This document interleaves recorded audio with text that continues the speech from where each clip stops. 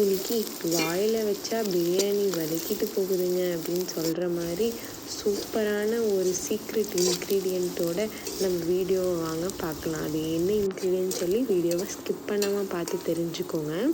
அதுக்கு நான் வெளியில் பாத்திரம் வச்சு செய்ய போகிறேன். ஏன்னா இப்போல்லாம் கேஸ் கிடைக்கிறது ரொம்ப சிரமமாக இருக்குது. நான் என்னென்ன இன்க்ரீடியண்ட் ஆட் பண்ணியிருக்கேன்னு சொல்லி நான் டிஸ்கிரிப்ஷன்லேயே தரேன்.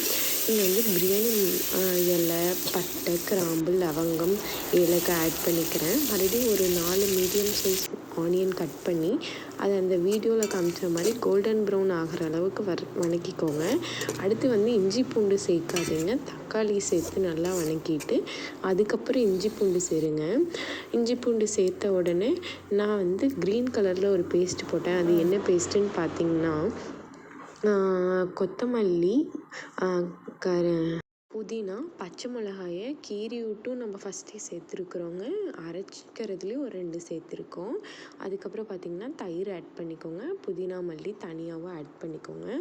அதுக்கப்புறம் கடையிலேருந்து எடுத்துகிட்டு வந்த சிக்கனை வாஷ் பண்ணி வச்சுருக்கேன், அதையும் சேர்த்துக்கலாங்க. அடுத்து நம்ம வீட்லேயே செஞ்ச பிரியாணி மசாலா ஆட் பண்ணிக்கிறோங்க. அப்புறம் சில்லி பவுடர் காரத்துக்கு தகுந்த மாதிரி ஆட் பண்ணிக்கோங்க.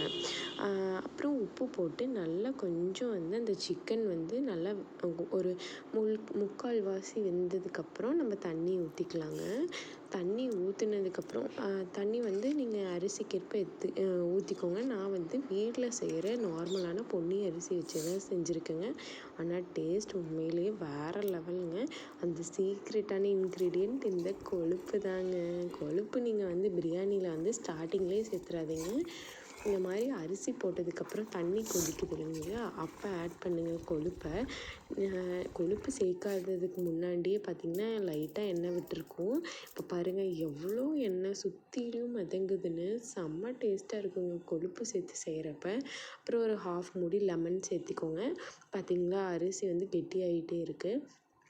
ரொம்ப கிளற வேண்டாங்க, அப்பப்போ கிளறி விட்டுக்கோங்க. ஏன்னா அடியில் பத்தாமல் இருக்கணுங்கிறதுக்காக.